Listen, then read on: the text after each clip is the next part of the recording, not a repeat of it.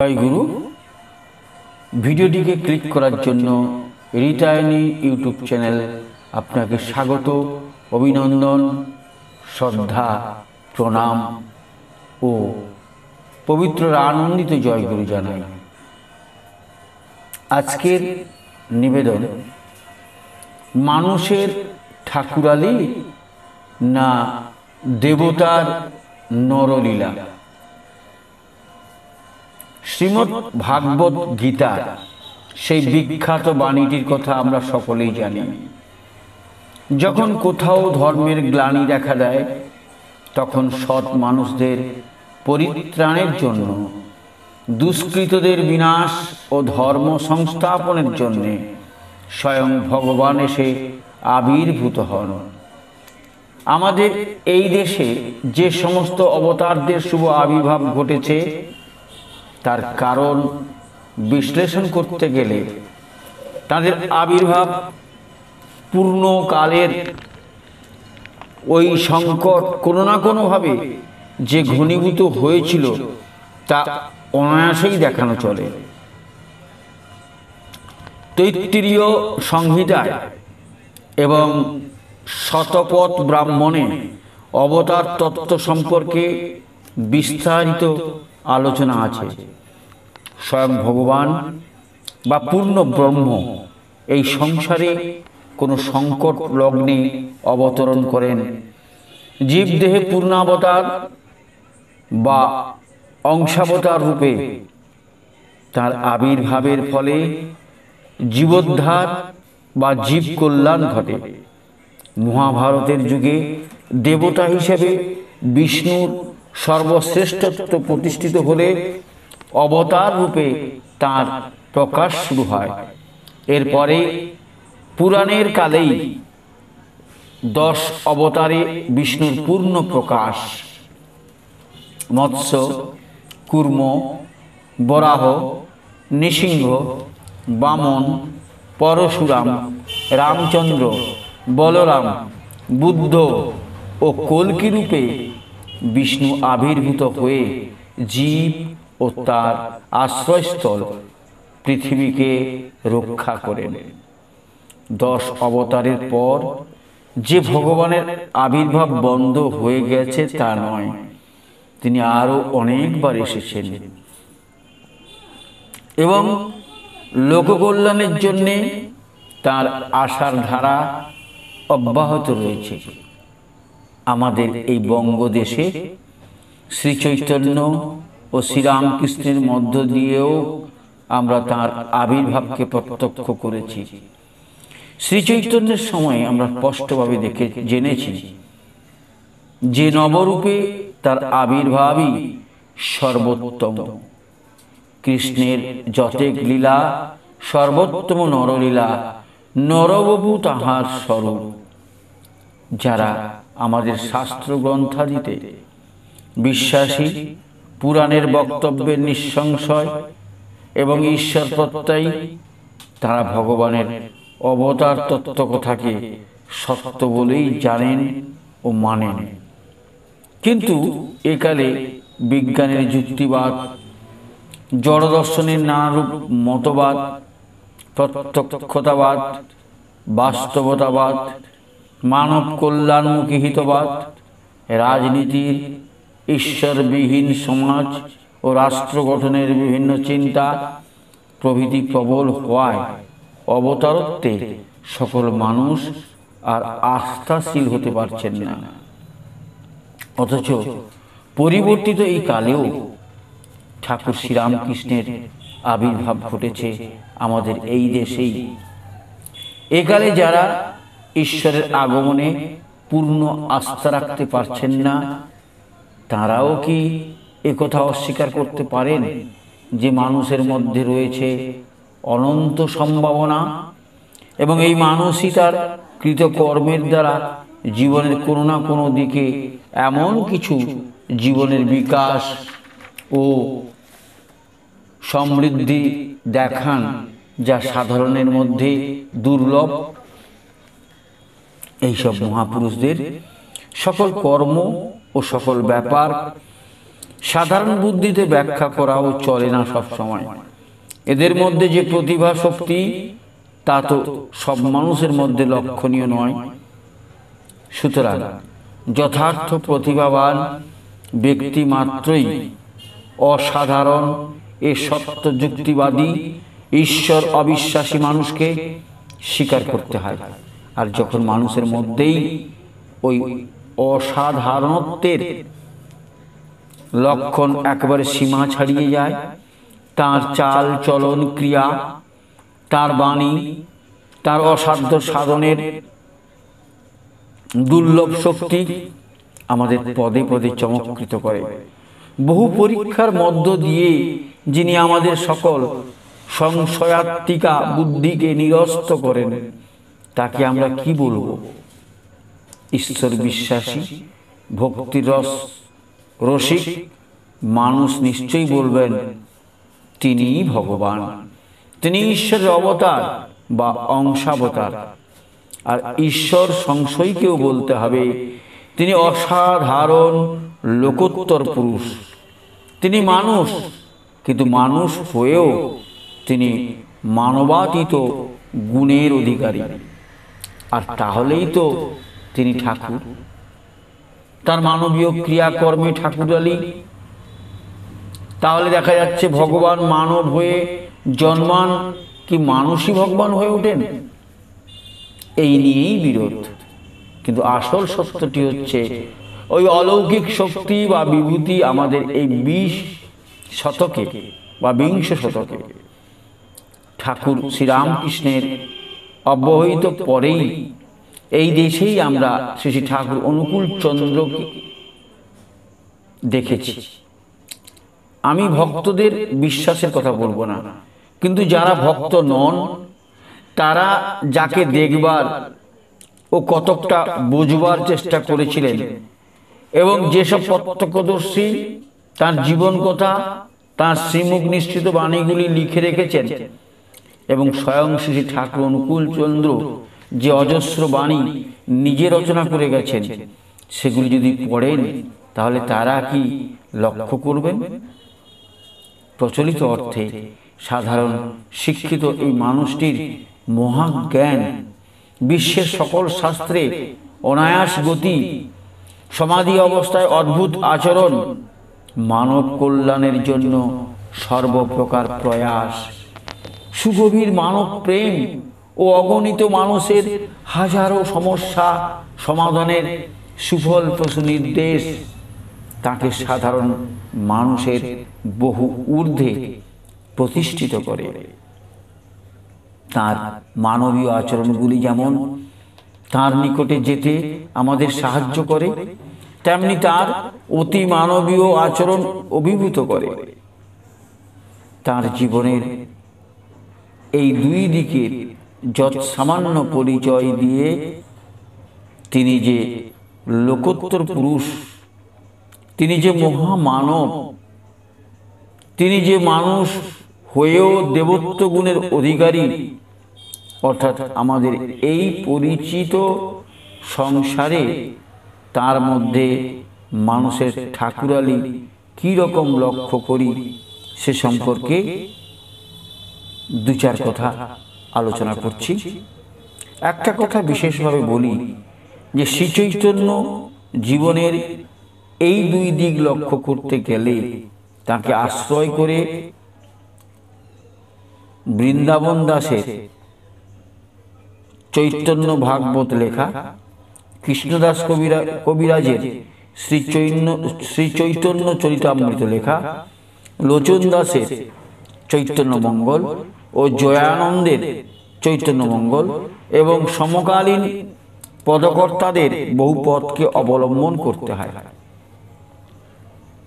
শ্রীরামকৃষ্ণের জীবনের এই দুই দিক লক্ষ্য করতে গেলে তার সম্পর্কিত কয়েকটি মূল্যবান জীবনী এবং বিশেষ করে শ্রীমরচিত শ্রীরামকৃষ্ণ কথামৃতের ওপর নির্ভর করতে হয়।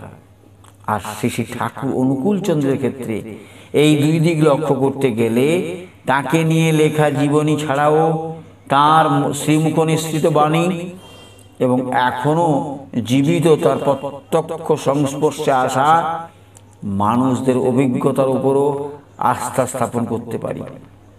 এই তিনের মধ্যেই ইনি আমাদের সকল সংশয়কে সব থেকে বেশি দূর করতে পারেন।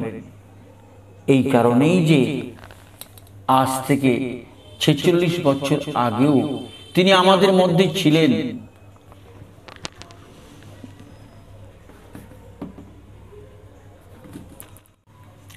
ঠাকুর অনুকূল চন্দ্রের 125তম জন্মতিথি উদযাপনের বছরটিতে খোলা মন নিয়ে নিরপেক্ষতার দৃষ্টিতে তার সব কিছুকে আজ কেউ যদি দেখতে চান, তাহলে তিনি প্রচুর উপকরণ হাতের কাছেই পাবেন। তাই মানুষের ঠাকুরালী কথাটি কোন অর্থে সত্য তা বুঝতে বোঝাতে খুব একটা অসুবিধে হওয়ার কথাও নয়। সাধারণ মানব শিশুর জন্ম যেমন হয়, শ্রী ঠাকুর অনুকূল চন্দ্রের জন্মও সেইভাবে। পিতা শিবচন্দ্র চক্রবর্তী পাবনা জেলা বোর্ডের অধীনে কাজ করে প্রচুর অর্থ উপার্জন করেছিলেন, আর মাতা মনমোহিনী দেবী ছিলেন হিমায়তপুরের জমিদার রামেন্দ্র নারায়ণ ভাদুড়ির কন্যা। এদেরই সন্তান শ্রী ঠাকুর অনুকূল চন্দ্র। মাতা মনমোহিনী ঈশ্বর প্রাপ্তির প্রবল কামনায় অল্প বয়সে পিতার কথায় মদন মোহনের মন্দিরে ধর্ণা দিয়ে আগ্রা সৎসঙ্গের সন্ত সদ্গুরু শ্রী শ্রী হুজুর মহারাজের জ্যোতির্ময় রূপ দর্শন করেছিলেন। রাধা মাধব মন্দিরের আসনে বসে ওই দিব্য পুরুষ 4টি অক্ষরে তাকে মন্ত্রে দীক্ষা দেন। সুতরাং তার জননী সাধারণ নারী নন, আর পিতা ছিলেন আদর্শবান ও লোকপালী অতিথিপরায়ণ। এমন বাপ মায়ের ঘরে 1888 খ্রিস্টাব্দে তাল নবমী তিথিতে 14ই সেপ্টেম্বর সকাল 7:05 শ্রী ঠাকুর অনুকূল চন্দ্রের জন্ম। শিশুর ভূমিষ্ঠ হওয়ার পূর্বে অন্তঃসত্ত্বা মায়ের সাক্ষাৎ হয়েছিল জটাজুটধারী এক সন্ন্যাসীর সঙ্গে। তিনি বলেছিলেন, ঋষ্টিনাশ লোকপতি আসবেন এই ঘরে। ভূমিষ্ঠ হওয়ার পূর্বে জননীও মাঝে মাঝে একটি করে আশ্চর্য আগমন ধ্বনি শুনতে পেতেন। অথচ 10 মাস অতিক্রান্ত হওয়ার পরেও সন্তান ভূমিষ্ঠ হচ্ছে না। শেষে 11 মাসের শেষ দিকেই শিশু জন্মালো। সাধারণ শিশু জন্মেই কাঁদে। এ শিশু কিন্তু কাঁদার পরিবর্তে খলখল করে হাসল। সমস্ত আঁতুর ঘরটি কেমন আলোকিত হয়ে উঠল। সাধারণ ছেলের থেকে এ শিশু অনেক বড়, অনেক সুন্দর, অনেক সুঠাম, আনন্দোজ্জ্বল, হাস্যময়, মুন্ডিত মস্তক, শিশুর বিস্ফোরিত দৃষ্টি। ক্রমে শিশু বড় হতে লাগলো আর সকলের দৃষ্টি আকর্ষণ করল। কেউ মনে করে এ শিশু গোপাল কৃষ্ণ, কেউ মনে করে কানাই, কেউ বা নিমাই। আর 5টি শিশুর মতো একা অনুকূল চন্দ্র খাবার জন্য বায়না করছেন, অতিরিক্ত দুষ্টুমি করেছেন, ছোট ছোট সমবয়সী ছেলেদের সঙ্গে খেলা করেছেন, বাড়িতে এনে তাদের খাওয়ানোর ব্যবস্থা বা চেষ্টা করেছেন। সাধু সন্ন্যাসীদের স্নেহপরায়ণ দেখলে নির্ভয়ে তাদের সঙ্গে কথা বলেছেন তিনি। হরিপুরের জমিদার উমেশ লাহিড়ী, যিনি বালগোপালের পূজক, তিনি একবার যখন পূজায় ধ্যানমগ্ন ছিলেন, তখন শিশু অনুকূল চন্দ্র ঠাকুরের সিংহাসনে হঠাৎ উঠে বসে যেভাবে হেসেছেন, কিংবা রৌদ্রে শুকোতে দেওয়া কবিরাজ মশায়ের বিষ বড়িগুলি যেভাবে খেয়েছেন, তাও হয়তো সাধারণ শিশুর আচরণের পর্যায়ে পড়ে। আবার শিশু অনুকূল চন্দ্রের এক বাগানে প্রবেশ করে লঙ্কা চারা, বেগুন চারা উপড়ে ফেলা এবং জিজ্ঞাসা করলে, 12টা তো দেখতে পাচ্ছি, ভেতরটা দেখবো না? অর্থাৎ বাহিরটা আমি দেখতে পাচ্ছি, আমি ভেতরে দেখবো না? কিংবা সব বিষয়ে কৌতূহলেও কিছু অস্বাভাবিক ব্যাপার নয়। হেমচন্দ্রের বাগানে গাছগুলো প্রায় লণ্ডভণ্ড করে দেওয়া এবং জিজ্ঞেস করলে বলা, এখানকার বাগান সে কদিন ভোগ করবে? যেখানে চিরকাল থাকবে সেইখানে একখানা বাগান করো দেখি। হয়তো ছোট শিশুর মুখে বড়দের কথার প্রতিধ্বনি বলে মনে হতে পারে। সন্ন্যাসীটির শিশু অনুকূল চন্দ্রকে খাওয়ানো ও নিজে তার উচ্ছিষ্ট গ্রহণ এবং তার সেই উক্তি, মা এ তোমার ছেলে কিন্তু জগতের পিতা, আমাদের কাছে খুব একটা অস্বাভাবিক মনে নাও হতে পারে। মাকে খুশি করার জন্যে সন্ন্যাসীদের এই একটা চিরাচরিত কৌশল। শিশু অনুকূল চন্দ্রের শৈশব জীবনের এই সমস্ত ঘটনা সবই কিন্তু অলৌকিক নয়, হয়তো সাধারণ শিশুর মতোই অথবা তাদের থেকে কতকটা স্বতন্ত্র। কিন্তু দুটি ঘটনা বিশেষ করে আমাদের বিস্ময় উদ্রেক না করে পারে না।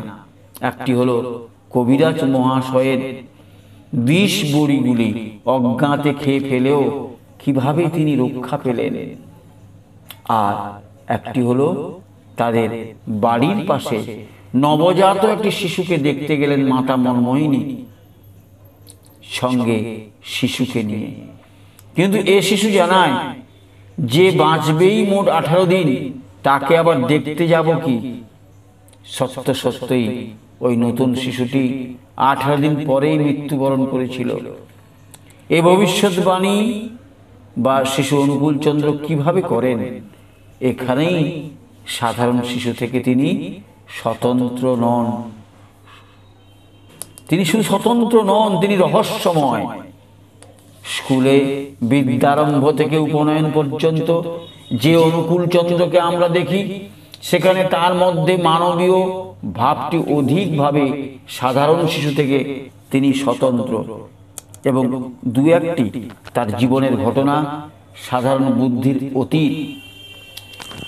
সেই কেষ্ট বৈরাগীর পাঠশালায় পাঠ শেষ হলে তাকে পড়াচ্ছেন ভবানী মাস্টার। একদিন তিনি শুনলেন যে অনুকূল সিগারেট কিনে খাচ্ছে। জিজ্ঞেস করায় সত্যনিষ্ঠ বালক অস্বীকার করল না। যেখানে লুকিয়ে রেখেছিল মাস্টার মশাইও, সেখানে লম্ফ নিয়ে যাবার পথে আলো নিভে গেল। কিন্তু এই আলো আবার জ্বলে ওঠে বালক যখন মাস্টার মশাইয়ের হাতখানা ছুঁয়ে দেয়। ব্যাপারটি বিস্ময়কর।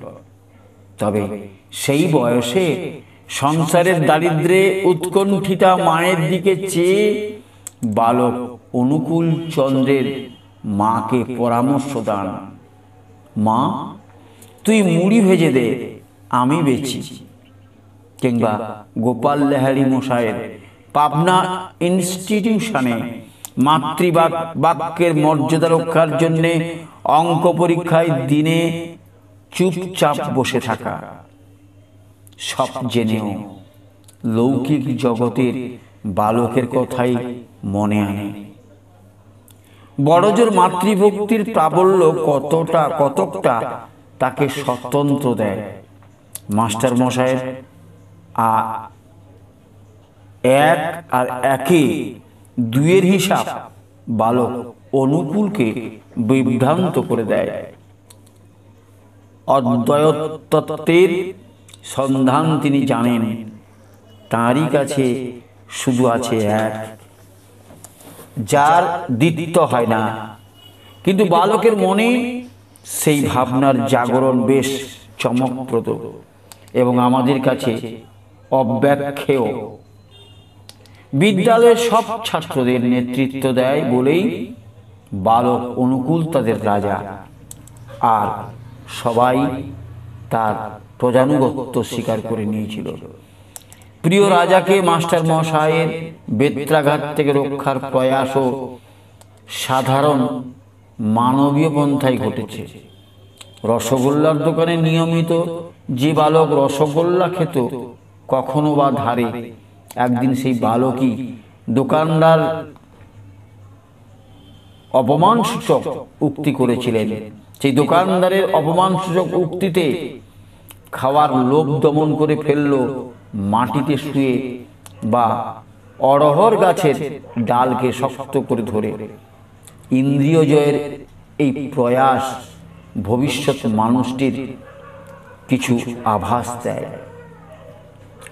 কোন অলৌকিক রাজ্যে কিন্তু আমাদের নিয়ে যায় না।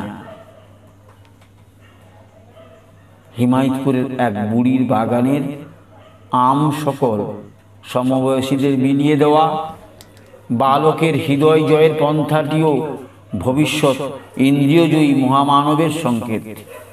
বাবার সঙ্গে ঢাকায় স্টিমারে যেতে গিয়ে তার ইঞ্জিনটিকে ভালোভাবে লক্ষ্য করে অনুকূলচন্দ্রের আমিরাবাদের বাসায় পৌঁছে ওই ইঞ্জিন তৈরি করার দক্ষতা ও হিমায়তপুরের বাড়ির পাশে ভাট বনের পাতা খেয়ে অভিজ্ঞতার ফলস্বরূপ ওই পাতার ভেষজ তত্ত্ব সম্পর্কে জ্ঞান অর্জন ও পেট ব্যথায় কাতর এক বন্ধুর ওপর তার প্রয়োগ সাফল্য আমাদের পরিচিত আর 5টি বালকের অনুকরণ প্রিয়তা ও অদম্য কৌতূহলকে স্মরণ করায়। খাগের নলে কালি ভরে ফাউন্টেন পেন বানানো বা স্টিমার ঘাটে কুলি সেজে তাদের অভিজ্ঞতা অর্জনও এই একই সূত্রে বাঁধা। প্রবল বৃষ্টির সময় 80 বছরের এক বৃদ্ধকে নয়নজলির জলোচ্ছ্বাস থেকে উদ্ধার করা বা বাজ পাখিকে আশ্রয়দানের মধ্যে বালকের দুঃসাহস এবং পরোপকার বৃত্তিটাই বেশি করে চোখে পড়ে। আবার এরই মধ্যে পাড়ার যে বউটি অসহ্য প্রসব বেদনায় ছটফট করছে এবং যাকে দেখে বালক অনুকূলের অজ্ঞান হয়ে যাওয়া এবং বেশ কয়েক ঘন্টা পর অন্য এক বাড়িতে বোস বউয়ের কাছে যখন সে চোখ মেলেছে, সেই বেলা 11টায় প্রসব ব্যথায় কাতর বধূটিরও সন্তান প্রসবের ঘটনা বেশ বিস্ময়কর। ইতিমধ্যে অনুকূলচন্দ্রের পৈতে হয়ে গেছে। তিনি 4th ক্লাসের ছাত্র, কিন্তু তারও আগে থেকেই গান বাজনায় তার খুব শখ। ছুটির দিন পেলেই গান বাজনার আসর বসে। ভারী মিষ্টি গলা তার। শুধু কি গান, অভিনয় করারও ঝোঁক তার। আর এই অভিনয়ের জন্য নাটক রচনা করবেন তিনি নিজেই। মিলহীন অনেকখানি গৈরিশ ছন্দে সেই বয়সে লেখা হলো দেবযানী নাটিকা। নিরপেক্ষ দৃষ্টি নিয়ে দেখলে এসব ঘটনাও সাধারণ বালকের থেকে স্বতন্ত্র। এক প্রতিভাবান বালকেরই কথা মনে আনে। কিন্তু দক্ষিণেশ্বরে কালী মাতা দর্শন করতে করতে মাতৃভাবের জাগরণ ও স্তনপান, পিনোন্নত হয়ে দুগ্ধক্ষরণ ঠিক ব্যাখ্যাযোগ্য বলে মনে হয় না। নাম করতে করতে নামে তন্ময় বালকের দেবতা দর্শনের ব্যাকুলতা ও একদিন ঘরের বেড়ার ভেতর রাত্রিকালে ম্যাজিক লণ্ঠনের মতো আলোয় বিষ্ণু দর্শনও একই সূত্রে ব্যাখ্যাদিত ব্যাপার। এরপরে জীবনীকার বালক অনুকূলচন্দ্রের জীবনের এমন কয়েকটি ঘটনার কথা উল্লেখ করেছেন যা বিশ্বাসপ্রবণ ভক্ত ছাড়া অন্য মানুষের কাছে কিভাবে গৃহীত হবে আমি জানি না। নিজ মায়ের কাছে প্যাকাটি দিয়ে দুধ চুরি করে খাওয়ার অপরাধে মার খাওয়া এবং ভাট বনে বসে কাঁদতে থাকার সময় জগন্মাতার বালককে স্তন্যদান, ভারী নারকেল বোঝা বহনের সময় জগন্মাতার তাকে সাহায্য বা খাতা বহনের সময় তার মঙ্গল হস্তের প্রসারণ, কিংবা নয়নজলি পার হতে গিয়ে লাল নীল আলোকে ভরা চারিদিকে চেয়ে ক্রমে বালকের বাহ্যজ্ঞান লোপ, কাশীপুর যাবার পথে রাস্তায় কখনো বা কোটি কোটি আলোর পরমাণু দর্শন, কখনো বা সূর্যের মতো জ্যোতিপুঞ্জের ভেসে যেতে দেখা প্রভৃতি সাধারণ বালকের অভিজ্ঞতায় আসে না। মানুষের ঘরে মানবীয় অভিজ্ঞতার সচরাচর এমন ঘটনা ঘটতে দেখা যায় না। এরূপ বহু ঘটনা আছে, আমরা সেসব উল্লেখ করতে চাইছি না।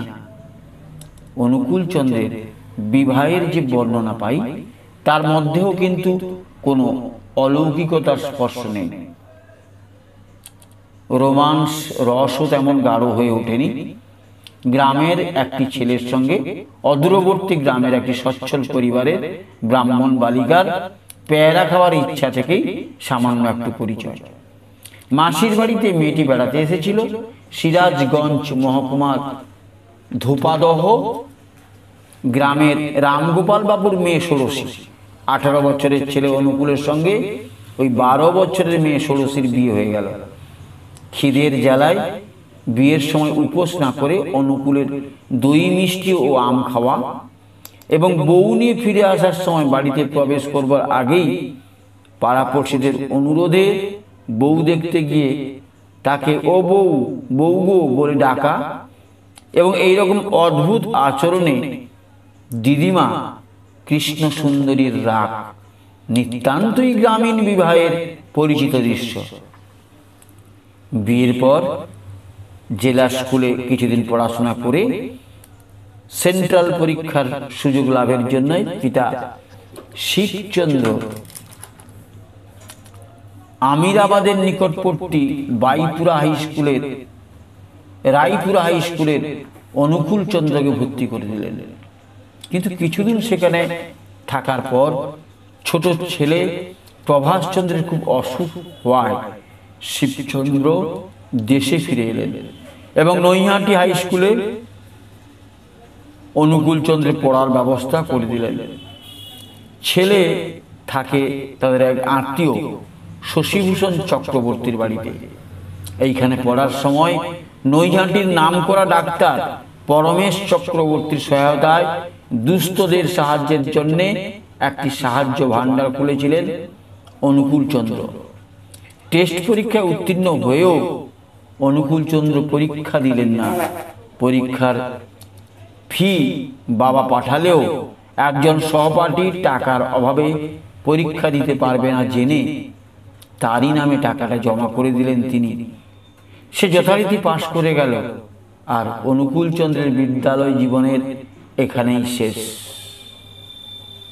এরপর কলকাতার বউবাজারে শরৎ মল্লিকের ন্যাশনাল মেডিকেল স্কুলে বাবার নির্দেশে অনুকূল চন্দ্র ডাক্তারি পড়বার ইচ্ছা প্রকাশ করলেন। এন্ট্রান্স পরীক্ষায় পাস না করলেও অ্যাডমিশন টেস্ট পরীক্ষায় সাফল্যের দ্বারা কর্তৃপক্ষকে খুশি করে তার পড়া শুরু হলো। এক দূর সম্পর্কীয় আত্মীয়ের কাছে শিবচন্দ্র কিছু টাকা পেতেন। সেই টাকা তিনি 10 টাকা করে মাসে দেবেন অনুকূল চন্দ্রকে এবং তার জন্য গ্রে স্ট্রিটের একটি কয়লার গোদামে থাকার ব্যবস্থা করলেন। অত্যন্ত কষ্টের মধ্যে চিকিৎসাবিদ্যার ছাত্রকে এই সময় দিন কাটাতে হয়েছে। একটি সস্তা ঠিকই হোটেলে কোনো রকমে অখাদ্য কুখাদ্য খেয়ে পায়ে হাঁটা পথে একবার বউবাজার, আবার ডিসেকশন রুম, মুরারি পুকুরে তাকে যেতে হয়েছে। কয়েকটা দিন তো পয়সার অভাবে শুধু কলের জল খেয়েই কাটাতে হয়েছে। অ্যালোপ্যাথি পড়তে পড়তে মাঝে মধ্যে গ্রে স্ট্রিট শোভাবাজার মোড়ের ডাক্তার হেমন্ত চাটুর্যের নির্দেশে হোমিওপ্যাথি চিকিৎসা করতেও হয় তাকে। শেষে এই বিদ্যেতে কয়লার গোলার শ্রমিকদের এবং আশেপাশে কিছু দরিদ্র মানুষদের তিনি মধুর ব্যবহার ও চিকিৎসার গুণে চিত্ত জয় করে ফেলেন। একদিকে এই পেশাতে 2-4 পয়সা পাওয়াতে তার ডাক্তারি পড়াটার নিদারুণ বিঘ্ন অনেকখানি দূরীভূত হয়।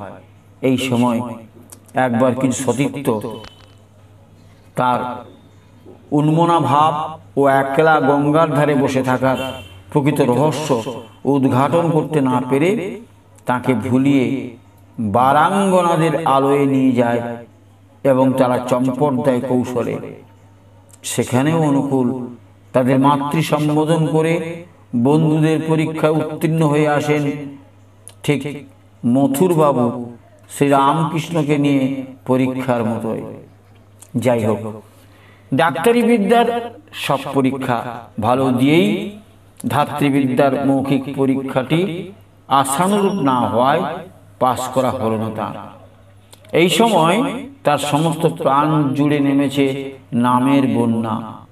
আগ্রার সৎসঙ্গের নেতৃত্ব করছেন তখন বাবুজি মহারাজ এবং সরকার সাহেব।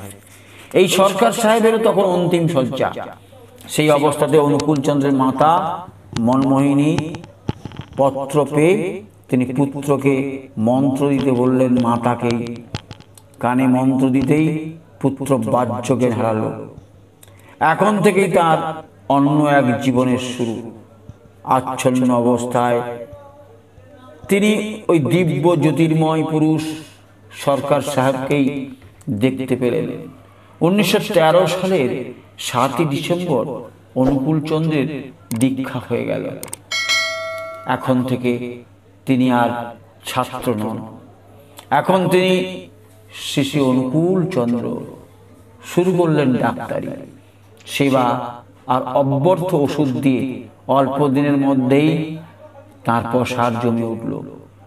আবার এই সময় তিনি কত অসৎ দুর্বৃত্তদের সঙ্গে মিশে তাদের সৎ মতি ফিরিয়ে আনছেন, কত চোর ডাকাতের চৈতন্য সঞ্চার করছেন, কখন বা বিপদে পতিতা কোনো মেয়েকে ঘন কাঁটার জঙ্গল থেকে রাত্রে উদ্ধার করে আনছেন, কিংবা সন্ত্রাসবাদী দলের লোকজনকে তার মানুষ ভালোবাসার দলে যোগ দিয়ে আত্মসংগঠনের কাজে মন দিতে বলেছেন, তারও বিবরণ পাই।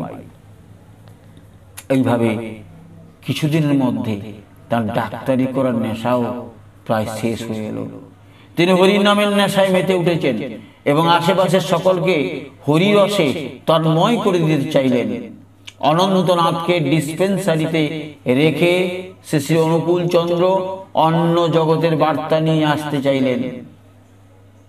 কিন্তু এই কীর্তন আনন্দে বিভোর হয়ে তার ডাক্তারি থেকে ধীরে ধীরে সরে আসার পূর্ব পর্যন্ত যে জীবনধারা আমরা লক্ষ্য করলাম, তাতে মানুষ অনুকূলচন্দ্রকেই বেশি করে আমরা পেয়েছি। কিন্তু এবারের একটি ঘটনায় তিনি বোধহয় এই প্রথম নিজেকে ভগবান বলে ঘোষণা করলেন, এবং সেটা সম্পূর্ণরূপে ঘটনাচক্রে। ভগবানের সাক্ষাৎ না পেয়ে অনন্তনাথ এক বর্ষণমুখর রাত্রে উদ্বন্ধনে আত্মহত্যা করতে চলেছে। চরম মুহূর্তে ঘরের খিল ভেঙে কপাট খুলে গেল। বাড়িতে ওষুধ ঘরে বসে গল্পরত শ্রী অনুকূলচন্দ্রের হঠাৎ ভাবান্তর। তিনি লাফ দিয়ে উঠোনে নেমে ছুটলেন কাশীপুর। অনন্তের সাধন ঘরে বললেন, শালা আমাকে ফেলে যাবি কোথায়? শালা এই সাধনাই কি মানুষের শেষ সাধনা? বিফল হয়েছিস কোথায়? তুই ভগবানের জন্য পাগল, আর ভগবান কি চুপ করে বসে? সেও যে দৌড়িয়েছে তোর পিছনে, দেখছিস নে। এরপর মায়ের কাছে নিয়ে গিয়ে অনন্তনাথের দীক্ষা এবং চতুর্দিকে অন্তর্যামী রূপে শ্রী শ্রী অনুকূলচন্দ্রের সৌরভ। কীর্তন ভাববিহল শ্রী অনুকূলচন্দ্রের আচরণও বড়ই রহস্যময়। কীর্তনের দল নিয়ে তিনি যখন পথে চলেন, তখন নামের স্পন্দনে আলোড়িত হয়ে ওঠে চারদিক। রাস্তার দুধারে গাছ নুয়ে পড়ে, পাতাগুলি নেচে ওঠে। গরু, বাছুর, কুকুর ছুটে এসে দল বেঁধে দাঁড়ায়। কীট পতঙ্গেরা তার গায়ে এসে পড়ে এবং লেগে থাকে। কত পাখি মাথার উপর চক্কর দিতে দিতেই উড়ে চলে, জাত বিচার নাই। সবাইকে আলিঙ্গন করতে করতে হরির নাম সংকীর্তন। এই ধরনের সংকীর্তনে ভাব বিহলতা একমাত্র শ্রী চৈতন্য দেব ও শ্রী রামকৃষ্ণের মধ্যেই দেখা যেত বলে আমরা জানি। শ্রী শ্রী ঠাকুর অনুকূলচন্দ্রের জীবনে পরিচিত বিশ্বাস্য লৌকিক ঘটনাও যেমন প্রচুর, তেমনি তার সঙ্গে সহজ বুদ্ধিতে অবিশ্বাস্য ব্যাখ্যার অতীত বহু অলৌকিক ব্যাপার লক্ষ্য করা গেছে। এই সকলের প্রত্যেকটির সঙ্গে আপনাদের পরিচয় করে দেওয়া এই সংক্ষিপ্ত প্রবন্ধে সম্ভব নয়। তাই আর একটি মাত্র দিকের কথা বলেই আমরা আলোচনার সিদ্ধান্তের পথ নির্দেশ করব। সময় বাংলা 1321, এর 21শে জ্যৈষ্ঠ, অর্থাৎ 1321 সালের 21শে জ্যৈষ্ঠ কিশোরী মোহনের বাড়িতে শ্রী শ্রী ঠাকুর অনুকূল চন্দ্র ও আরো অনেক ভক্ত উপবিষ্ট। অন্ধকার হয় কুষ্টিয়া থেকে ফিরেছেন গোসাই। তাকে পাশে বসিয়ে তিনি কীর্তন শুরু করলেন। তালির সঙ্গে সঙ্গে তালে তালে চলছে নাচ। জ্যোতির্ময় অনুকূল চন্দ্রের দেহ থেকে ঝরছে শ্বেত, ঠিক সাদা দুধের মতো, আর তার সুগন্ধ সমস্ত ঘোর আমোদিত। কিশোরী মোহনের কণ্ঠে চলছে শ্যাম গরবের গরবিনী রাধা রাধা গান। শ্রী অনুকূলকে ঘিরে ঘিরে কিশোরীর নাচ। হঠাৎ কিশোরী বিস্ময়াবিষ্ট। অনুকূল চন্দ্রের দেহে ঘন ঘন রঙের বদল হচ্ছে। গৌর থেকে কৃষ্ণ, কৃষ্ণ থেকে সবুজ, নীল থেকে হলুদ, হলুদ থেকে বেগুনে, 7 রঙের রামধনু হয়ে নাচছেন শ্রী অনুকূল। কিছুক্ষণের মধ্যেই তার ভাবদশা ও সমাধি। দেহ এলিয়ে পড়ল মাটিতে। শায়িত করা হলো তাকে। শান্ত স্থির দেহে জীবনের কোনো লক্ষণই নেই।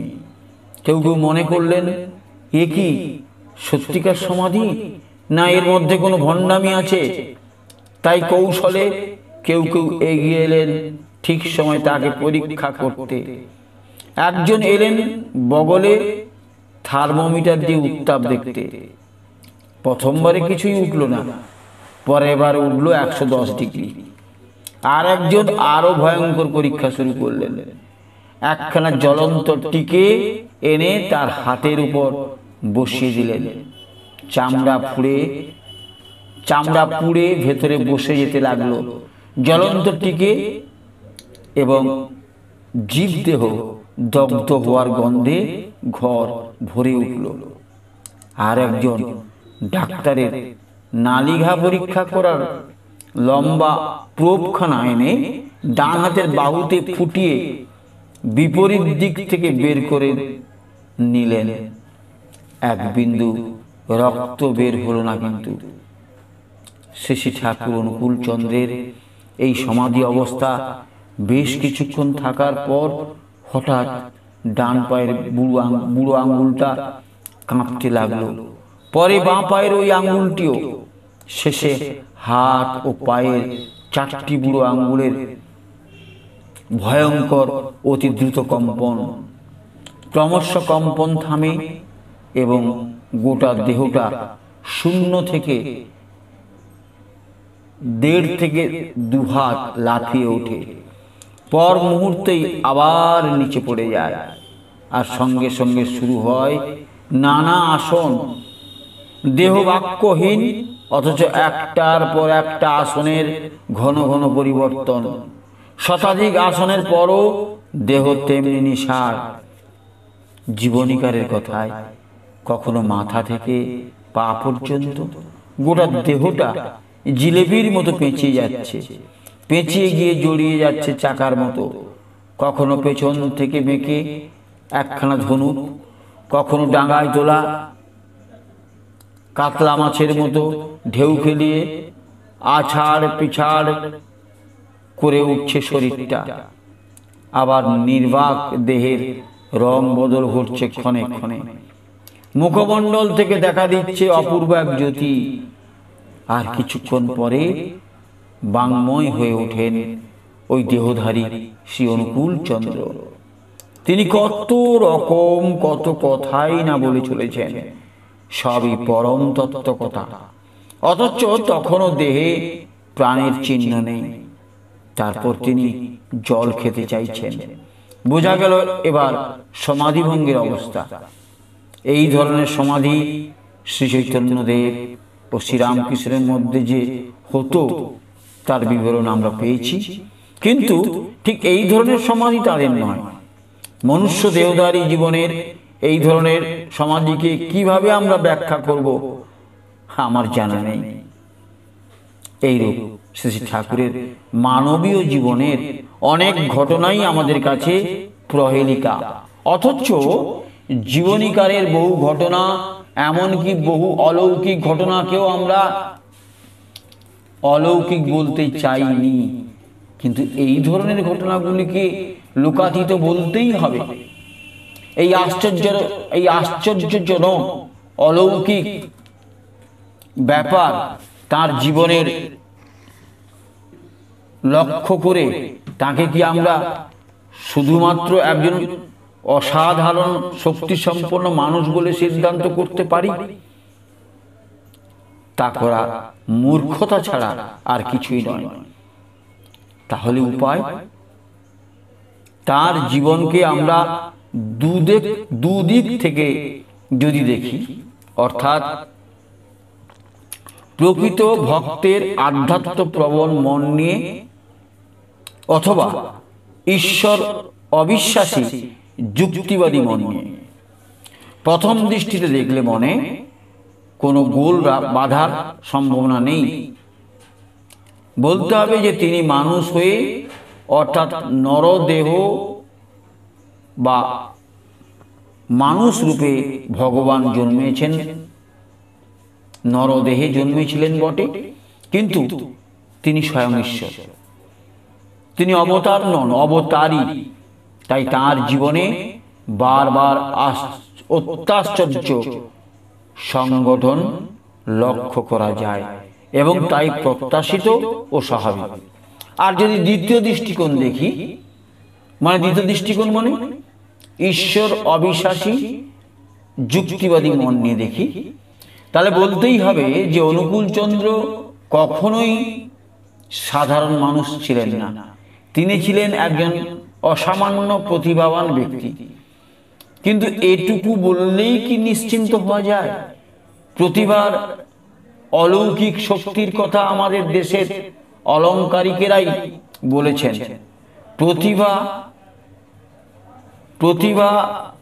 প্রতিভাবান বা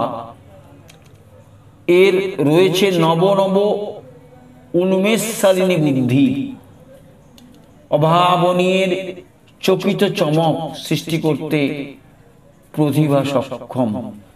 প্রতিভাকে লৌকিক এবং অলৌকিক দুই দৃষ্টিতে দেখা যেতে পারে।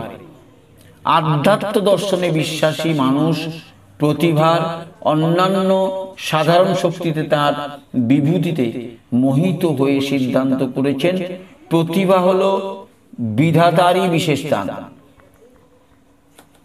তেজোহং সম্ভব, এদের মতে প্রতিভা এক দিব্য দৃষ্টি এবং সেই লীলাময় ঈশ্বর যাকে বরণ করে নেন। জমে বৈশ বিরুনুতে, তারই মধ্যে সে দৃষ্টির প্রকাশ। কিন্তু আমাদের কথিত দ্বিতীয় দৃষ্টিকোণে যারা শ্রী অনুকূলচন্দ্রকে দেখবেন, তারা তাকে প্রতিভাবান পুরুষ বলেই এইরূপ আধ্যাত্ম দৃষ্টিতে তাকে দেখতে চাইবেন না। তাদের দৃষ্টি হবে বস্তুবাদীর দৃষ্টিভঙ্গি। এরা একজন সাধারণ মানুষের সঙ্গে প্রতিভাবানের পার্থক্যে গুণগত বলবেন না, বলবেন একান্তই মাত্রাগত। এই বিষয়ে একজন জার্মান দার্শনিকের প্রতিভা সম্পর্কিত ধারণা এইরূপ। তিনি প্রতিভাবান ব্যক্তিদের কথাই বলেছেন, they achieve that which others could not possibly achieve. Their originality is so great that not only in their difference from others obvious, but their individuality is expressed with such force that all the men of genius who have ever excited so, every one of them peculiarities of character and mind, so that the gift of his works is one which he alone of all men could have presented to the world on genius. প্রতিভা যে এক আলোক সামান্য ব্যাপার, অঘটন ঘটন পটীয়সী শক্তির আধার, নানাভাবে দার্শনিক একথা বোঝাবার চেষ্টা করেছেন। দার্শনিক এই উদ্ধৃতিতে শুধু শোপেনহাওয়ারই নন, ইতালিয়ান দার্শনিক বেনেদেত্তো ক্রোচেরও সিদ্ধান্ত, it has been forgotten that genius is not something that has fallen from heaven, but humanity itself.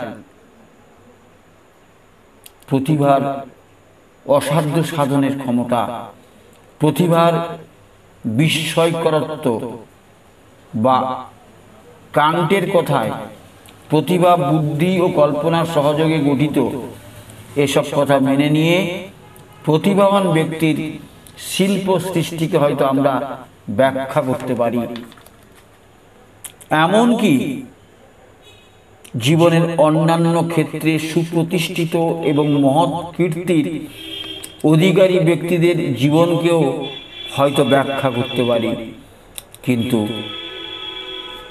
সাধু সন্ত শ্রেণীর মানুষদের জীবনে সকল ধর্মের ব্যাখ্যা এই সূত্রের দ্বারা কি সম্ভব? শ্রী ঠাকুর অনুকূলচন্দ্রের জীবনের সামান্য কিছু কিছু ঘটনা যে বিশ্লেষণ আমরা করেছি এবং যেগুলিকে ব্যাখ্যার অতীত বলেছি, সেগুলি প্রতিভাবান ব্যক্তিরই আচরণ এমন মনে করলেই কি সদুত্তর পাওয়া যায়?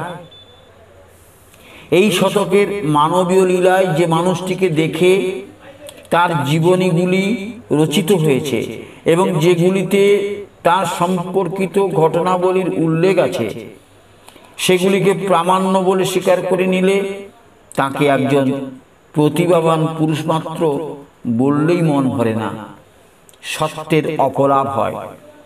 বলতে ইচ্ছে করে মানুষ হয়েও তিনি অনন্য সাধারণ, অনন্য সাধারণ হয়েও তিনি এমন শক্তির অধিকারী যা ব্যাখ্যা বিশ্লেষণের অতীত, যার দিকে চেয়ে মানুষ বিস্ময়ে হতবাক।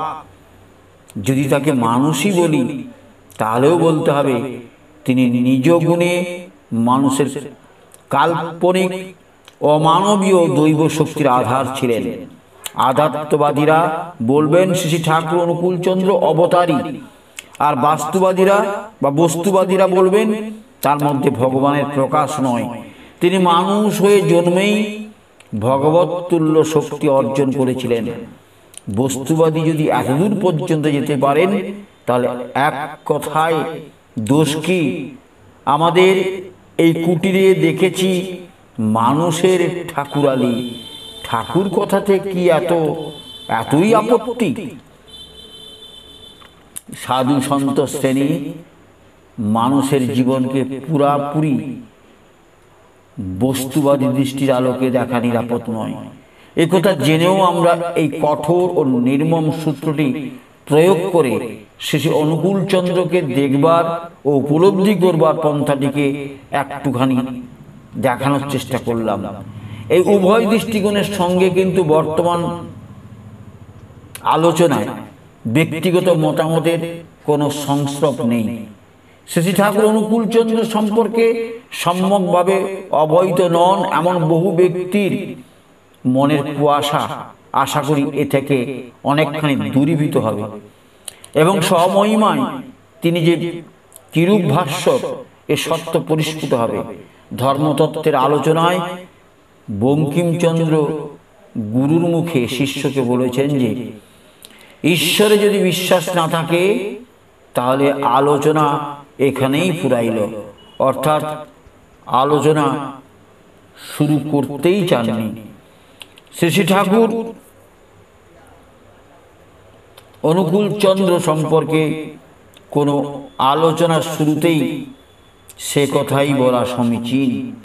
তথাপি আমি সে পন্থা অবলম্বন না করে বস্তুবাদী নাস্তিকদের কঠোর যুক্তিবাদকে আশ্রয় করে দেখাতে চাইলাম, বলতে চাইলাম যে এই দুরূহ অগ্নি পরীক্ষাতেও ঠাকুর সসম্মানে উত্তীর্ণ হতে পারেন।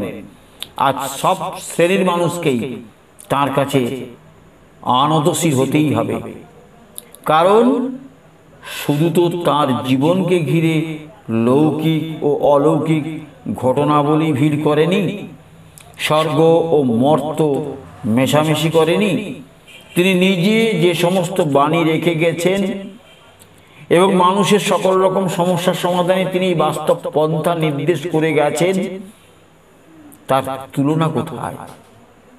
সারা বিশ্বের মানুষের কল্যাণের জন্যে এমন নিবেদিত প্রাণ, সর্বশাস্ত্র পারঙ্গম দিব্য শক্তির বিভূতিতে মহিমাময় মহামানব যে কোটিকে কোটিক।